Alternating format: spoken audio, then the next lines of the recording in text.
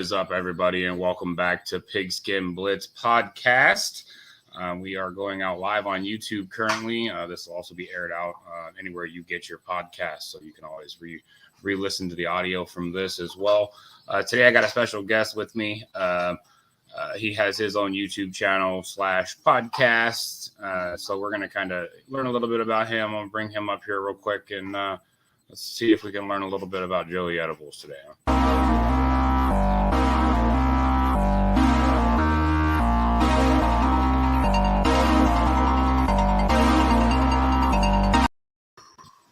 What is up, buddy? What's up, buddy? Intro should have had my head exploding. Like, whoa! Right?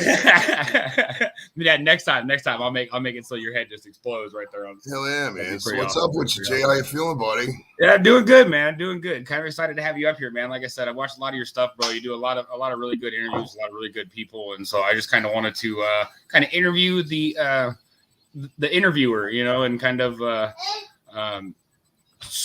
switch it around a little bit, you know what I mean, and have people hear a little bit about you and what's going on with you and what's going on. So let's just start off with who you are, like a little bit about yourself, and we'll kind of go from there, bro. All right, well, I was born at the age of 3, and I've always been ahead of my time. I had a YouTube channel in 1998 before anybody did. It wasn't even out yet. And back then, I'm just playing, but I'm a Gen X kid like anybody, born in Toledo, raised in Cleveland, Cleveland born and bred, everything Browns, Indians, Cavs. I don't like the G word, so I'm not going to get in the Guardians, but the show is just General Wayne's World kind of meets Joe Rogan vibe. It's Friday nights at 9:30. We have celebrities on. We've had all kinds of celebrities. I mean, guest list speaks for itself. If you like rock and roll, fucking music, movies, football, anything, basketball players in it. It's a blast, man. It's we started out just 4 guys sitting around a table, hence the name STD, Square Table Degenerates Podcast. And obviously, once the pandemic hit, we had to take things virtual for a little bit. That's when we started interviewing celebrities. Our first one was William Hung. And then, we got to some of the boxers. We had McNeely on, and we just took off from there. And once things opened up, I turned the garage into a studio. Well, it was always in the garage, but, we had to kind of deal with it in the winter. But now it's completely temperature controlled year round. It's fun, man. I love doing it, dude. I really do. Hell yeah, man. So what you said it started out with just 4 guys around a table. That's kind of where the name kind of came from. What inspired you to start doing this stuff on YouTube? Was it just you guys just hanging out and you're like, hey, we should do this, on YouTube, or was it just was there something else that kind of led you to do what you're doing currently? Well, I'm a stand-up comic by trade, and it kind of got I saw a lot more shit going online. I got sick of doing mics and 45 minutes away on a Tuesday. You're sitting there, you're giving jokes, and they're decent jokes because they made people laugh. And all lights, open mics, just other comics, and people are just sitting there staring at the phones. Yeah, I ain't got time for that shit. So, I mean, I produced a show. We produced the show at the VFW once we got the online show started. But I mean, it's a lot more. It's a lot. For one, you can just do it right from the comfort of your own home. You can just go out in the garage. And it's a lot easier, basically. When you got kids and family, I can't give up. Plus, I quit drinking too, so it's like you go to these mics, they're drinking and stuff like that. And I'm a weed smoker, obviously, as you know.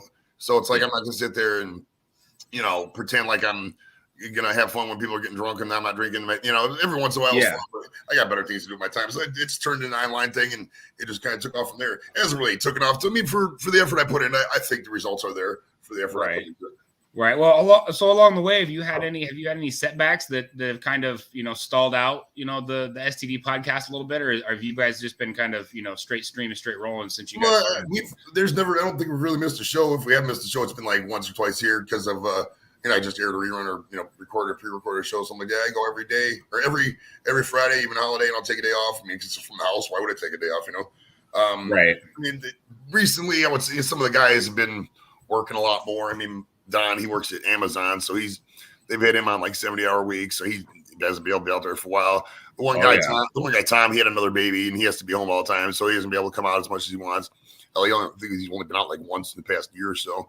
And Pat tries to make it, but he's working too with Johnny. He works at a supermarket, so they're getting a lot of overtime. So a lot of it just kind of transitioned to really the burden of it's on me. I mean, a lot of guys. I mean, I get it. I mean, I'm the M&M to their D12 kind of. I mean, there's a place for them. I mean, but I mean, I can only, it's a balancing act. So I would say the hardest thing, and like guest cancellations too. I mean, people like even just Friday. I mean, I just didn't see the Twitter. But I messaged the guy as Felix Ray, he's a strong safety for the Browns, played in the 80s. I messaged him about 3-4 weeks ago. I can't remember exactly. He said, "Hey, can you do that on this date?" Yeah. I sent him a heads up message about half hour out, and he just probably didn't see it, forgot about it. It's the nature of the business. I mean, but that's expected. I mean, at this point, it's big enough to where if somebody does cancel, I can just go live and take a panel, and it'll be entertaining. It's gonna. I've tried to do the let's air an alternate show or air an old show thing, and it's like people don't fucking watch it. So it's like let's just cam up and have fun with it. Because you feel like you get more views from lives than you do trying to air something from previous or something like that. People tune in typically for, in my opinion, for live interaction. They like see me like joking, having fun like that. So I think it's more people love the live aspect because I was doing a couple interviews like where I just pre-recorded and air it, and you would still get some, but people just love the live access to those celebrities. So I try to pretty much always do it live now. I don't think I've had a tape show in a while. I mean, even if somebody can't go and it's during the day, I always just air live right then at this point. Okay. So how do you pick the people that you are going to interview on your channel? I just get high and fucking think of it, man. I mean, it's really how it goes. I mean, I'll like for example, I'll give you an example of how it came down. Last week I was on. I don't know if I was on or I was watching. It was either OG Sons or Groovy, one of the two. But I was on their streams and they were talking about crash test dummies. So it's like, and I'm thinking, oh man, I could get one of those guys on. That band hasn't been, done anything in a while. And so I emailed. Right. I looked it up. I went to the website, found the email. I just emailed general email, said, hey, I run a YouTube show. Be interested in having any of the band members or anybody who has some time. And they emailed me back like, yeah, we'll send you the Ellen Reeder's name. It's like, sweet. So that's pretty much how it goes. I mean, it's just random, talking. I mean, I'm on shows. Me and you are both like shows 7 days a week. I mean, we're pretty much YouTube is all our free time at this point. So it's like, you just think of things and it just spitballs, because most podcasts and most shows talk about nostalgia. So when we're talking about nostalgia, it's easy. So when you just think about it, and when you're high, when I'm sitting here high, and I got a bunch, and there's probably 500,000, 2,000 messages out there sitting in every now and then. Those out of the blue, because a lot of these people just don't check their YouTube, don't check their social media messages all the time, or don't check their email all the time. So out of the blue, sometimes you'll get a message from somebody a year and a half ago or some shit. So okay. So what is something that you've kind of learned about yourself doing this YouTube stuff? Like, what has there been anything that you've kind of learned about you? I would say that it's. People really don't. I mean, they care about you, but they don't care about you. Like, if you, at the end of the day, you're just a big fish in a gigantic pond, a small fish in a gigantic pond, like incomprehensibly big pond. I mean, the growth curve for small YouTubers to get up to the level of who even knows. We're not even talking PewDiePie or Mr. Beast. We're just talking guys with 1,000, 1 million to 2 million subs. I mean, just the growth curve, and the luck. And the, production value you need to get something like that is just so immense. It's a lot.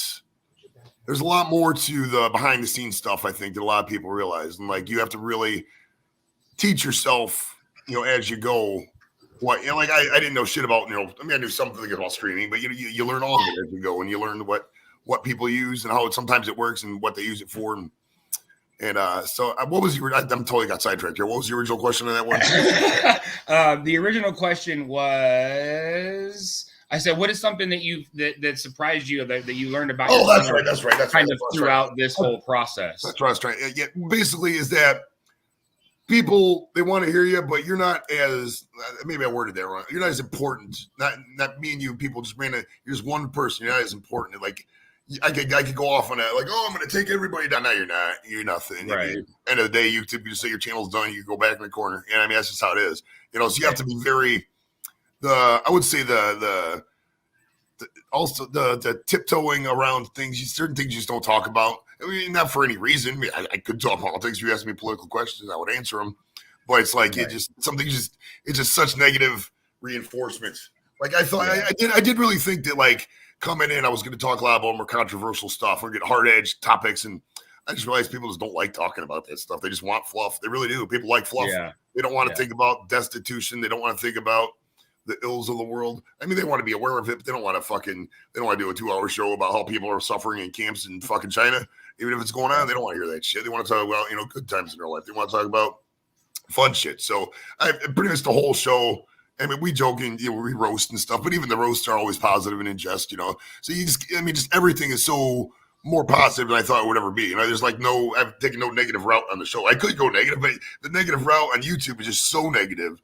I mean, you've seen it, guys chatting, you'll get hit with shit like that. That it's just like not even. I mean, if somebody says something about me, calls me a name, oh, it's good, buddy. I just twist it to a total positive and change the subject. I just don't even care. You know what I mean? Right.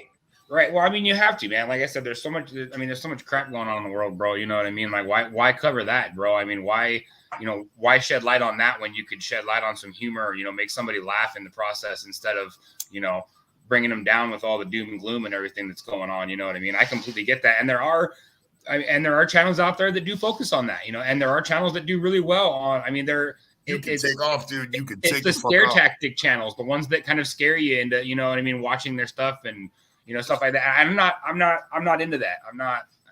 I believe in, being entertainment, Well, it's like this too, dude. You could take the hater route and you could just talk shit about everything.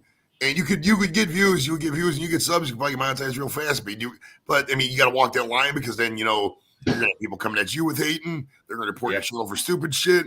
And it's just not the route you really want to grow like that. You really want to take the positive route. It's a lot longer route. Yeah. I mean, if you're not niched down, I mean, you got football channels, so that's a niche, you know what I mean?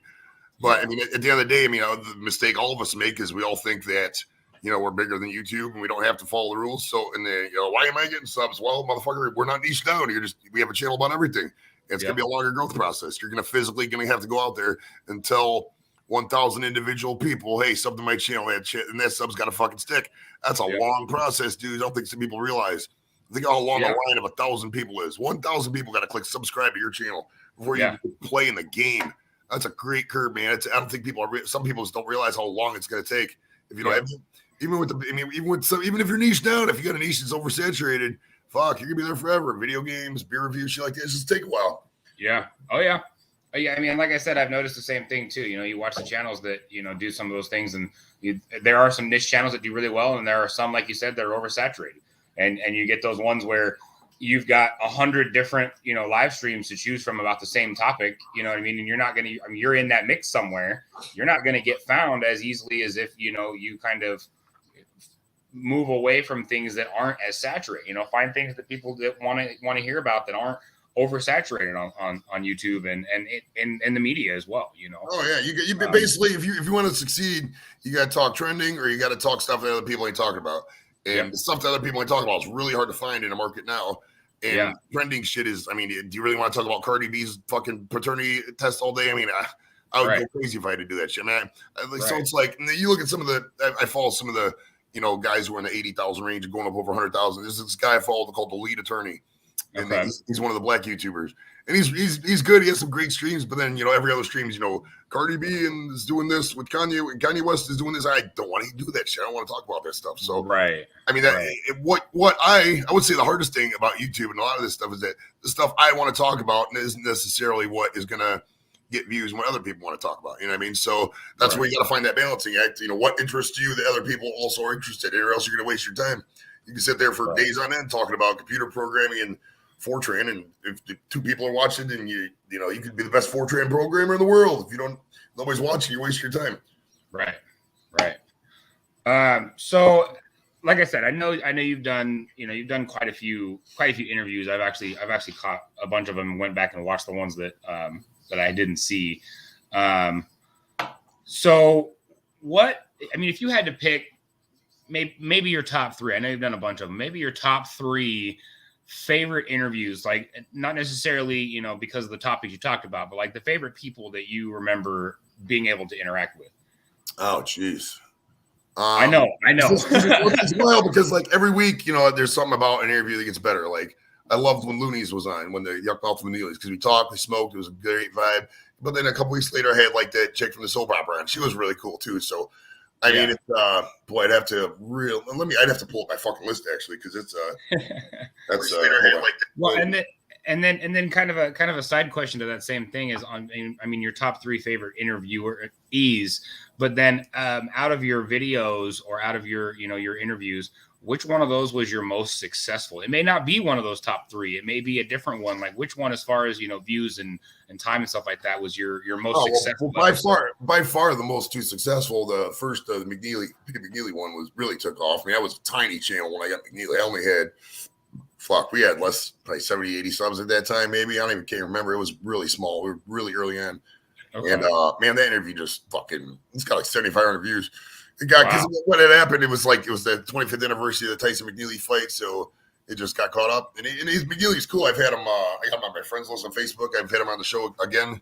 He's on again awesome. A couple weeks ago. But that one and by far the one's got me the most watch hours is the Buff Bagwell one. I mean, for whatever reason, that interview got recommended after the Hannibal TV interviews and a bunch of other Buff Bagwell shit. So I mean, I got over 1,000 watch hours in that one interview. I mean, that was easily my most successful one.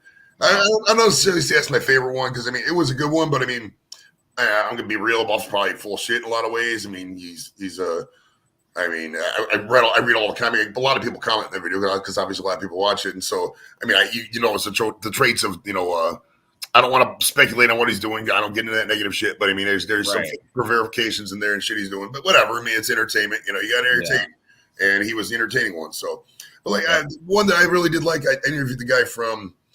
Have you ever seen The Breakfast Club? The guy, Carl the janitor. His name was John Capello. He was also in Seinfeld. He was a sniffing accounting in Seinfeld and a couple other things. He was really good. I really dug him. Really liked interviewing him. I really also liked Siobhan Fallon from Saturday Night Live. Siobhan Fallon Hogan. She was just really cool, real laid back. Her husband came out to interview, just bullshit for a little bit. And Shadow Stevens was probably one of my favorites because he gave me a lot of.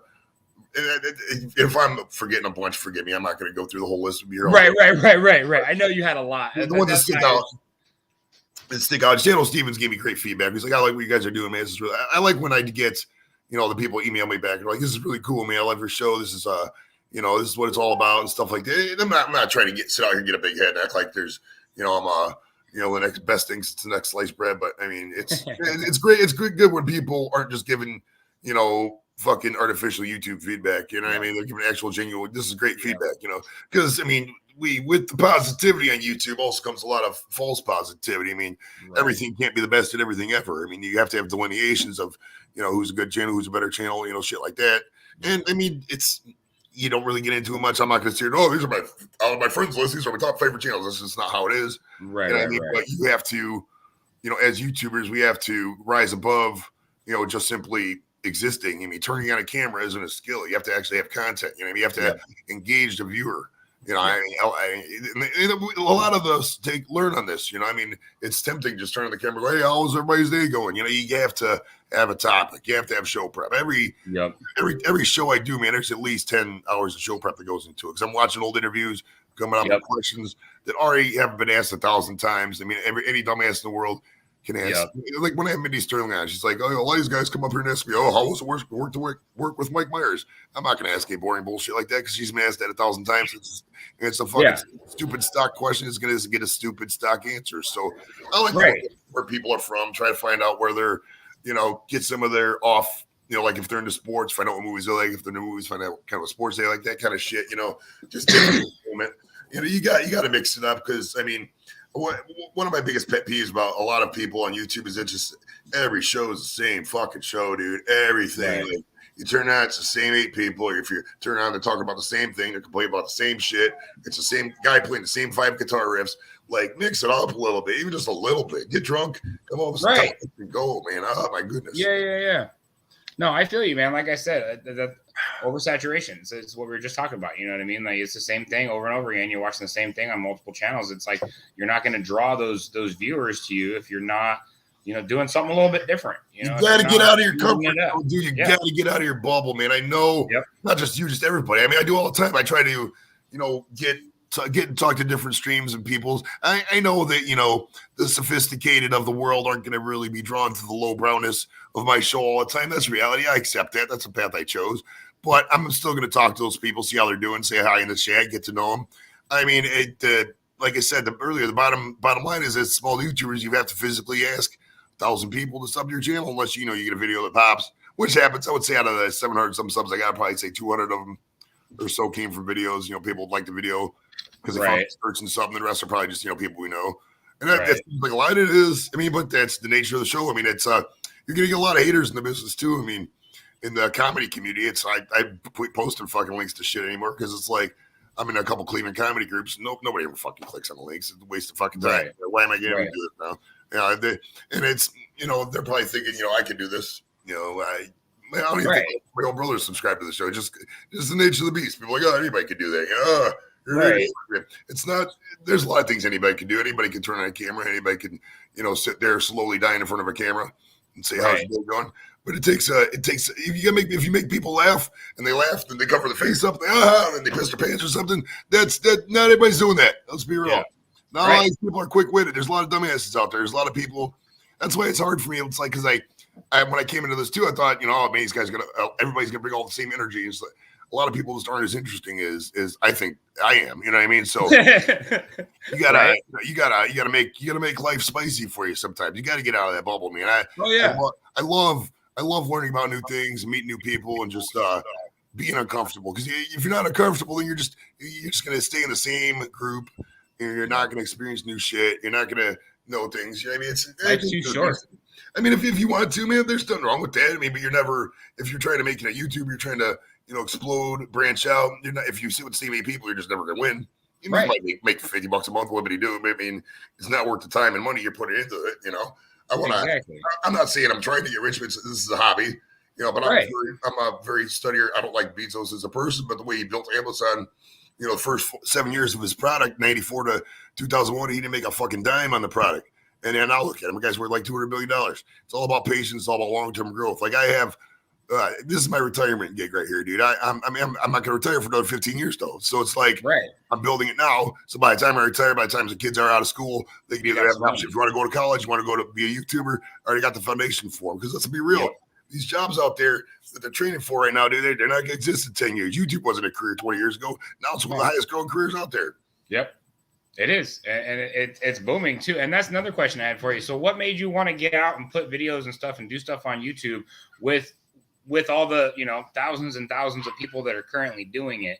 You know what I mean? What made you say, hey, I'm going to do this, even though there's a million people already doing this? What kind of drove you to do that? Well, I mean, like anybody, I just think I'm a egomaniac, think I'm better than everybody else. That's the first, right?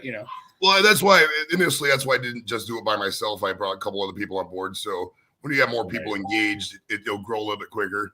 And they just, like I said, they got life obligations. They're always welcome to come back to the show. I tell them, I don't ask them every week now at this point because I know they're probably got something going on. But if they want to come out, I always tell them a guest, tell them if they want to come out, that's fine. I mean, the one guy, Anthony Mayo, is on the show. He's actually a touring comic. So it's kind of weird. We're kind of growing at the same pace. Well, he's actually not headline, but he's been at like the hilarities and improv and shit like that. He's open for like Chris Farley's brother, Ken. I think it's Kevin Farley's his name. He's open for him. But yeah, I mean, at the end of the day, I just wanted to, get my voice out there in slow growth process. But I mean, I just big head basically like any comic. I mean, every comic thinks you're funny as fuck. I mean, I was humbled here or there, but I mean, I it's just my style. I don't really plan for anything, and that works great because open mics too.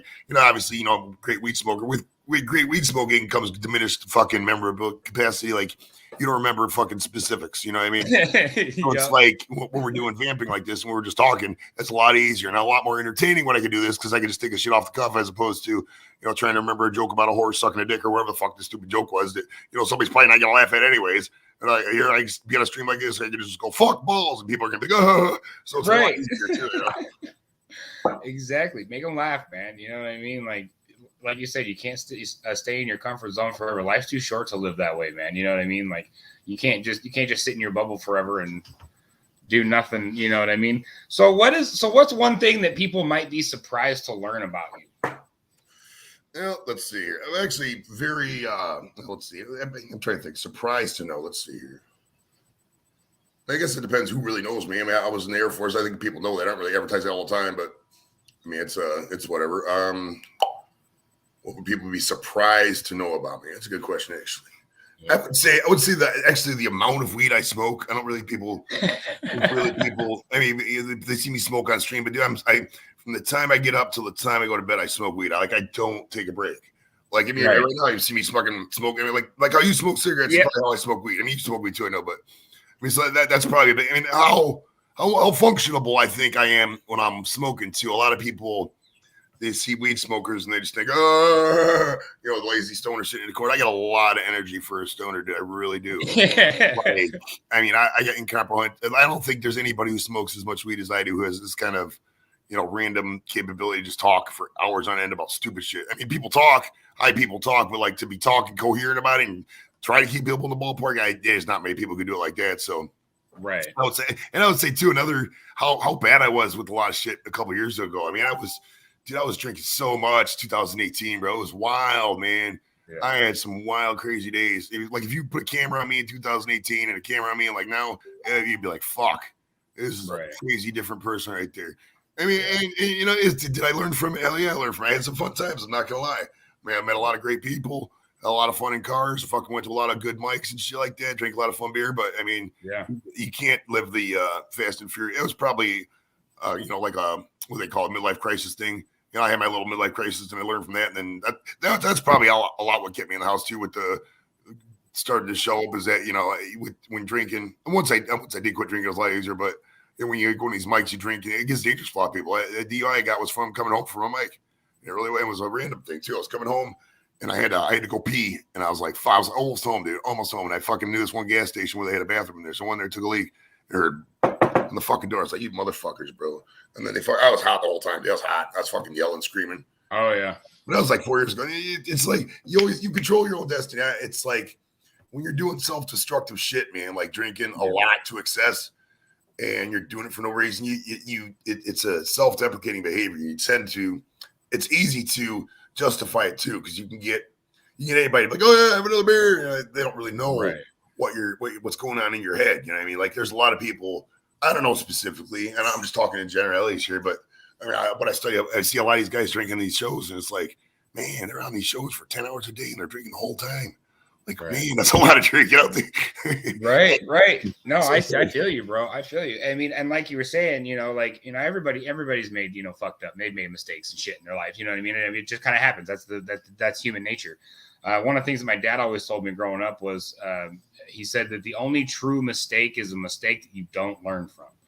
And basically being able to take your failures and taking the things that you've, made mistakes on in life and being able to change those around and fix your life and change your life in the future based on that.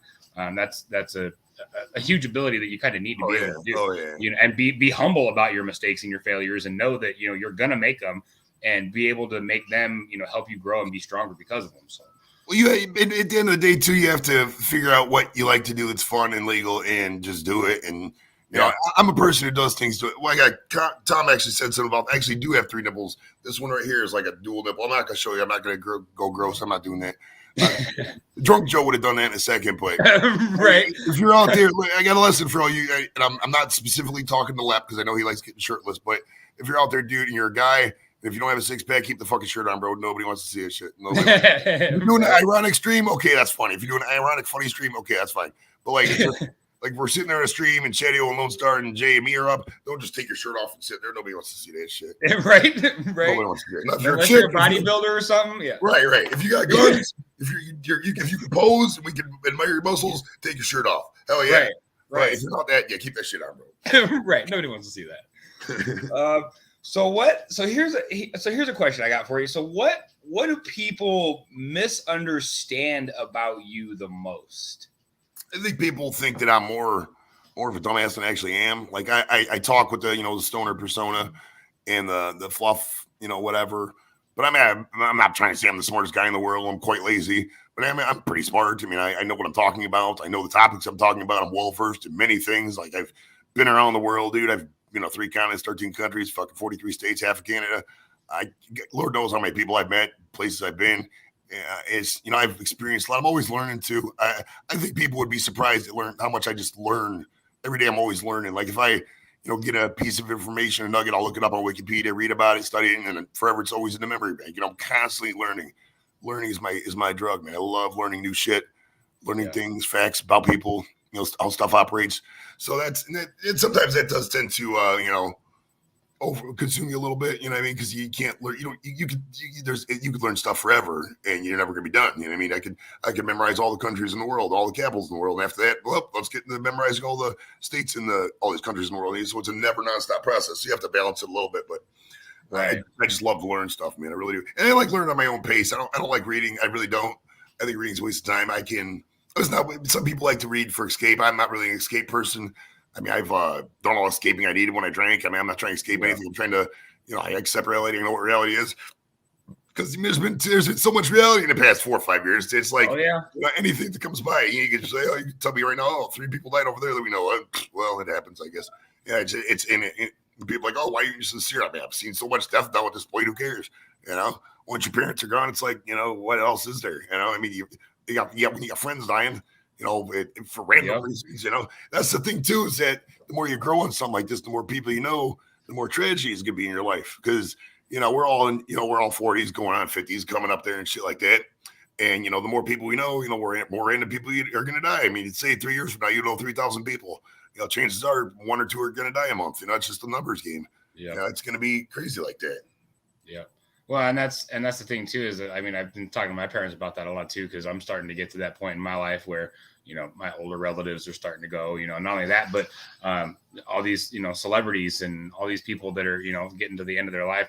It's that turnover, you're starting to get the younger generation moving up into the, the acting and the sports and that stuff. And some of the older generation are starting to retire and move on and pass away. And it's just, it happens. It's happened for, hundreds of years. It's going to continue happening. That's just the cycle of, human life.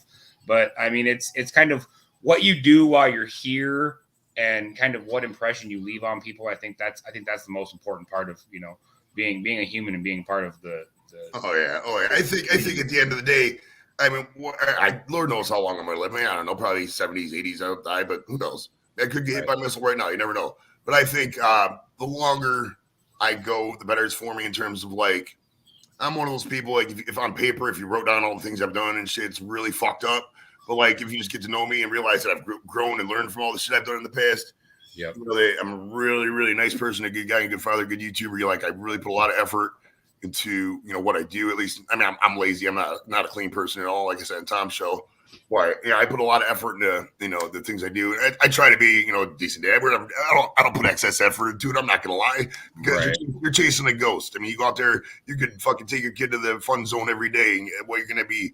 In 2 weeks, you're going to be broke because your kid's going to be bored with the fun zone. So you got to balance it. Everything in life. So I don't try to act like I'm ever going to be the best at anything, because I won't. Because there's always going to be somebody better. And I don't even try to pretend I'm, I don't even use the word good parent, because it's all relative. I mean, as a guy, it's easy. You just show up and you're involved in the kid's life. You're considered a good dad. I mean, the bar is fucking low. Let's be real. I mean, so it's I just don't. I don't.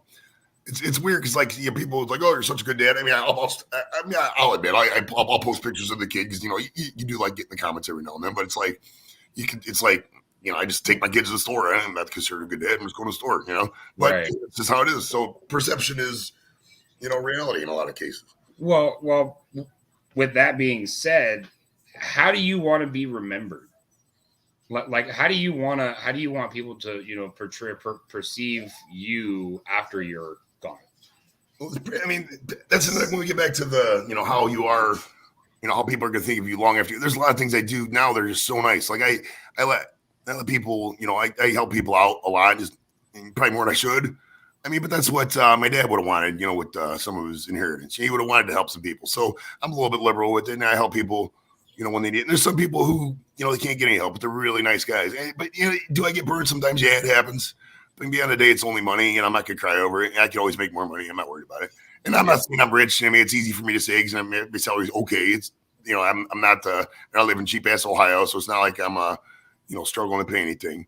But and I'm not paying child support or anything like that. So, my bills or whatever. But it's like, I do try to. I want people are going to think, they're going to look back and wow, that guy really was a really nice guy. He might have been an asshole, might have sounded like an asshole, but might have been sarcastic as fuck. But he really did a lot of shit for humanity. You got to leave the planet a better place than you left it. You know what I mean? So it's like, I always think about that. I think about how my dad went out in the hospital. He died at the peak of COVID. And, isolation, miserable as fuck. And I'm not trying to go out like that. You know what I mean? I'm trying to plant seeds now, so later in life, people will be like, oh yeah, I got you, Joe. I'll bring you the weed in the hospital or something, whatever, Yeah. No, I completely agree, man. I really do. So what's one piece of advice about, you starting YouTube or starting a podcast that you can kind of share with my listeners? Just some one piece of advice that you kind of that you could share with other people trying to get into doing what they're just doing. be prepared for a long endless nights of work and growth and being and learning to, like, everybody comes in where, I was the same way. Like, we did our first show, I fucking must have DM'd 50 people. Oh, check this out. And, in hindsight, it's like, why would fucking somebody just sit around checking this fucking stupid shit out? Four guys sitting down talking about, I think it's about movies or some shit. You know what I mean? Why the fuck would it? There's no value there. You know what I mean? But, so dialing back to motivation, I think in the right areas is the hardest part for a lot of people, because everybody comes in so excited and nobody wants to hear you talk about your show 24 hours a day. You just don't, like if you post it on your Facebook wall 10 times a day, oh, check out this show, check out me here today.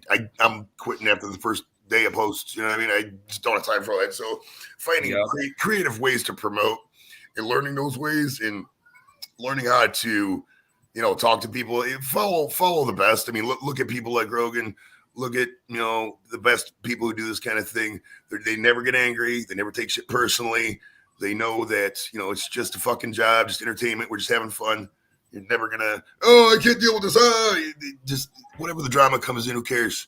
I got people, I got active drama going on both sides from this and that, probably 5-10 different people. It's going to happen the more you grow on YouTube and in life. And I just don't care. I literally just don't care.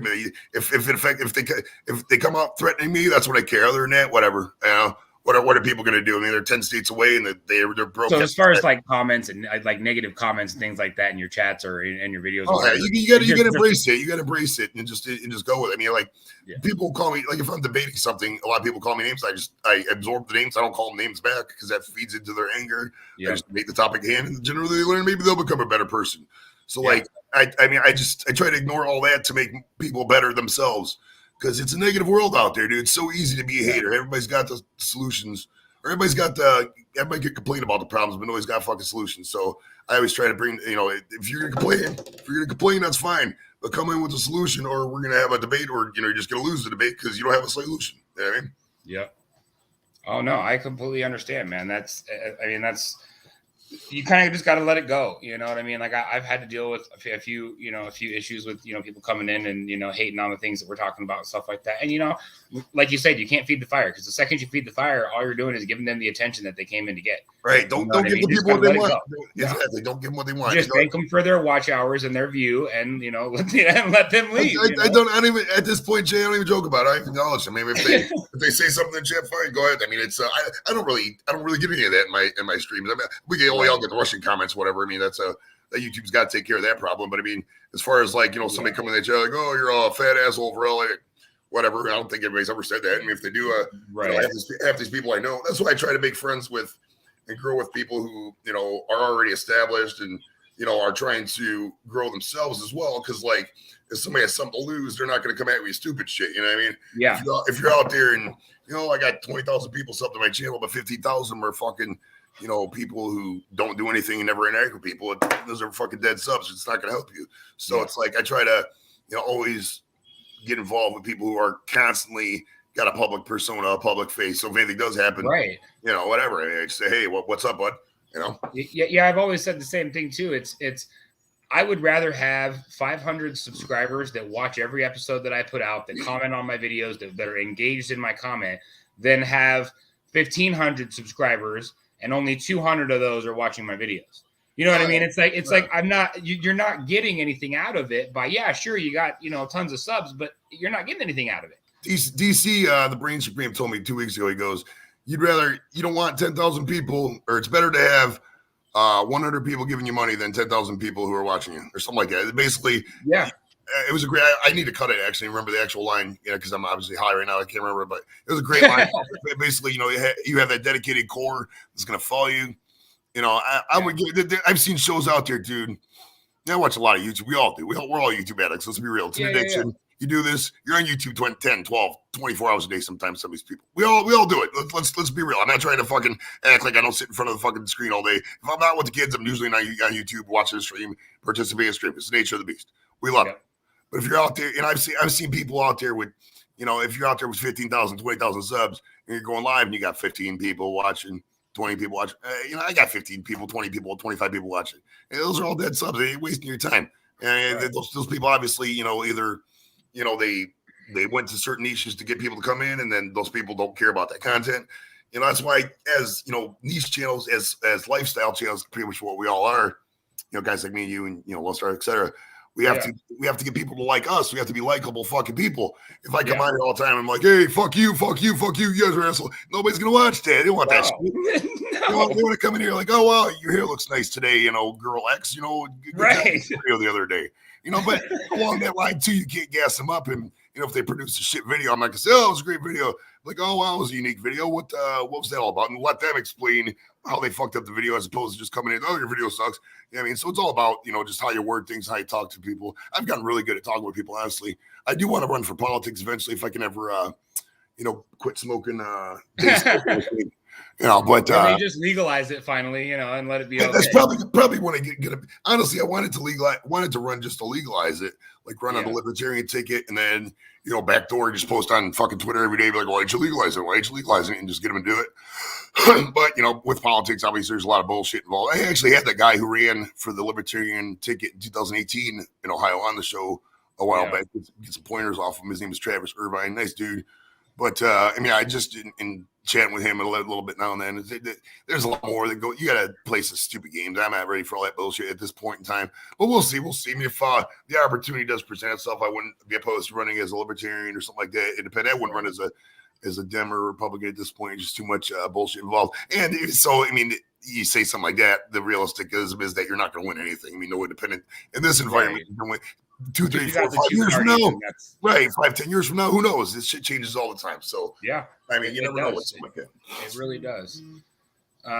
So 772 subscribers. You started back in 2012. Actually, that's when I got that email address. YouTube name. The show actually started May 17th, 2018 was the first episode. 2018. Okay. 2018. Okay. Cool. Awesome. So you guys are coming up. So this would be your third year, basically, running the show? Something like third year will be in May, yeah. Third year will be in May? Awesome. Hell yeah, dude. All right. Well, one last thing before I let you go. Let's talk some football, man. I know you're a Cleveland Browns fan. So let's talk Browns football, man. I've said over the past decade that if you give a team the first round draft pick for so many years in a row, year after year, eventually they're going to build a team that is Super Bowl worthy. Do you think that the roster that they have set up now can make it? They've been doing a lot better. They've been winning games. The roster they have now could easily make it. Oh yeah. The problem is coaching. The problem is, the Browns got screwed out of a lot of calls and here or there. That Raiders game was kind of bullshit. They put everybody. They put like fucking 19 guys in the COVID list, and all of a sudden for the playoffs they changed the rules and they're not testing vaccinated players. So I know I lost a lot of love for the NFL last year. In terms of just how the season went down. I'm not going to sit here and root for the Rams or the fucking Bengals. I don't care about either of those teams. God bless them both, but I can't stand OBJ and the way they built that Rams team. And the way they built the Rams team is good, but fuck OBJ and the way he treated Cleveland. He's a fucking piece of dog shit. I wouldn't tell you how I feel about him, but I don't want to swear on the show. Fuck that asshole. But and the Bengals, I'm not gonna root for the Bengals or division rival. Good for Cincinnati. Good for the fans. Good for the fans. Long-suffering fans. I'm not gonna sit there and act like I want. Like the Browns should be there. That's what the Browns were sold on. we were supposed to get the pick and then go up. But it's who knows the fucking Browns, dude. It's the defense is good. It really is. But I've got my hopes up all the time, man. I'm just don't get my hopes up. What do you think's the main thing that they need to work on before next year in order to be playoff worthy? No, we need to figure out what the fuck's going on from up top all the way down. Hugh Jackson comes out with stupid allegations, and the other players come out, and we need to figure out, okay, what's going on in Berea? It's always been like this. We've always been the fucking football soap opera of the fucking universe with backdoor leaks from the fucking idiot owner. The owner, I've never liked Haslam to begin with. There's a little fact about the Browns. If you look at the Browns scoreboard, you can Google this. The Browns scoreboard, the Jumbotron, is built to be shaped like the state of Tennessee because fucking Haslam's from Tennessee. He doesn't like Ohio. He's backdoor slamming Ohio up here. So I mean, it's just a business thing. They don't give a fuck about the Cleveland. Oh yeah. So, I mean, we get stuck in that, and it is what it is. I mean, I'm not going to root for another team. If the Browns moved again, I would just not watch football like I did last time and roll from there. I mean, it's I'd like to say we get to the playoffs next year, but I mean, I thought we were pretty much going to get there this year. So who fucking knows? I mean, yeah. Well, and like I said, a lot of the younger generation don't remember the times where Cleveland wasn't even a team. Oh, they've lost. Cleveland disbanded. Yeah. Oh, any fan under 30, they've completely lost. There's nobody who likes the Browns in his area. No. Yeah. I mean, and you've lost sight of some of the old teams too. Like, I mean, you got the Houston Oilers, who are now, I believe, the Texans is where the Oilers turned into. I believe, I can't remember if it was the Texans. The Oilers moved to Tennessee, became the Tennessee Oilers. That's right. And then they were the Tennessee Titans 2 years later, and then the Texans in 2001 came in as expansion team. Yeah. So I mean, it's crazy what the league's done, and then like I said, this year they've extended the year by a year. So you got I don't like that extra game at all. I don't like that extra game at all. Dude. I'm not sure how I feel about it. I do like them expanding the playoffs a little bit, giving a couple other teams some options to get in there and win. I think that's kind of cool because then you get a little bit more. Number one, you get a little bit more football out of it, and number two, you get some of those lower ranked teams that may have just had a couple off games that didn't win, give them an opportunity to prove themselves again in the playoffs to say, hey, look, the last time we played, it was a fluke. Watch this. And then we're going to go win the Super Bowl. So I think that's a good thing, but I think you're just asking for injuries. I mean, by extending the season, you're just asking for, you have to play one more game. That means traveling to one more city, whether it's a home game or not, somebody's got to travel. So I think it's just wearing the players down more. I know they cut the preseason down. Preseason used to be 4 games. Now I think it's like 2 or 3 now. They cut that down. And I think the reason they did that was because they were planning on adding this extra game at some point in time. I don't know. I don't know if it hurts the players. I don't know if it helps the players. We'll just kind of have to see if they continue to do this. I think this was the first test year. So I think they're planning on doing it again next year. I guarantee you that they're going to want to expand it to 18 games eventually. I mean, it's just the owners want all that last money. Oh yeah. It's all about money, brother. All about money. All comes down to that those advertisement spots and the filling their stadium up and selling merchandise. And I mean, the more times they can get people to come to their stadiums, the more money they're making. The NFL got really lucky in 2020 how they pulled that off. I think there was a lot of I have no proof of this. I don't know. This is pure off the cuff speculation. But I think they manipulated some of those tests here or there to, put certain teams here, certain teams there, get games in and do this and that. Because falling up and up. I hate to say it. I mean, I really do because I love football. I grew up watching football. You know what I mean? Like the NFL was always something that we was big in my household growing up. But it's kind of starting to turn into WWE wrestling. It's starting to get a little bit, they're trying to start writing scripts and, getting certain teams to go here. And, I don't like that. Dude, for as good as the NFL talent is, the refereeing is fucking absolutely horrid. Like, God obvious calls are fucking missing, dude. God obvious shit. Yeah. The point where it's like last year in the playoffs, the Browns played the Chiefs and they had the spearing call down there at the goal line or whatever. It was totally not whatever. Total bullshit call. They just whatever. Don't care. And it really affects people, dude. Like the Browns, we would have loved to have been in the fucking championship game, maybe get access to the Super Bowl last year. And they walk around with this bullshit and they think it's not people's emotions, dude. Like in Cleveland, football is a lot of all the people got, man. There's not much to do up here, bro. So like when they fuck with people like that year over year over year, back in 2001, you got to look it up. There's a game called Bottlegate. I was at that game, and they fucking made a bad call. The referees, what they did was. The Browns ran a play, spiked the ball, and the refs, still called for a replay after it. Not allowed to do that. It's against rules, but they did it anyways. So we got pissed off, threw a bunch of bottles on the field. A couple of the referees got hit or got close to being hit or whatever. Ever since 2001, the refereeing against the Browns has been so god awful. Look at there's charts out there. Most bad calls against the team where the Browns always at the top of every list. And it's all it takes is 1 or 2 key calls to change the game. And you see that over a period of 20 years, dude. That happened fucking I was 25 years old. I'm 45 years old. That's fucking almost half my life. They've been doing this shit. It starts to wear after a while, but I'm still going to I'm still going to go to the games. I'm still going to watch them. I'm still a season ticket holder, because God forbid if they ever do something does happen, you want to be there. But my God, dude, after a while, it becomes so sensationalized and Watching the playoffs almost went down too perfect in some ways. Like, you can't have 4 divisional games and went down just like that. And that second half of that Chiefs Bengals game, the AFC Championship game, fuck out of here. Well, see, and that's how you, and that's, I mean, again, I hate to say it, but that's kind of how you use the referees. You know, who knows? You could have a director upstairs with the earpiece, and the referees saying, "Hey, on this next play, I want you to call this penalty, whether it's there or not. Call it." You know what I mean? To make something happen in the game. You know what I mean? To change how the game. I can't prove this. I can't. This is total speculation, total my opinion. But at the same time, you see some of these calls, and we have this instant replay now. But the problem is that certain calls that keep getting called in crucial moments are the calls that you can't review. Mm-hmm. And so whether there was a penalty or not, you're stuck with the call. There's nothing you can do about it to change it. And I think that there's too many times where these coincidental things happen, and you look back on it, you're going, really, man? Like, a blind man with a walking dog could have seen that wasn't a penalty. You know what I mean? Like, come on. Right. And it's like they're playing the game. They're controlling the outcome of the game by penalties and things like that. It's just I don't like it. I really don't. If it has that feeling like in 5-10 years we're gonna have a 30 for 30 fellow refereeing and the biasness from the last 20 years or whatever. You know, it just has that feeling. You know, like you said, there's no way to prove it. You know, we don't know. We're not there at the highest levels. And you know, in today's day and age, shit like that would have leaked. Who knows? But I mean, it sure does have that feel. Maybe it's just the nature of the beast. I mean, but it's completely ironic to have back-to-back years the fucking home teams playing the Super Bowl. I'll just say that. Yeah. Oh yeah.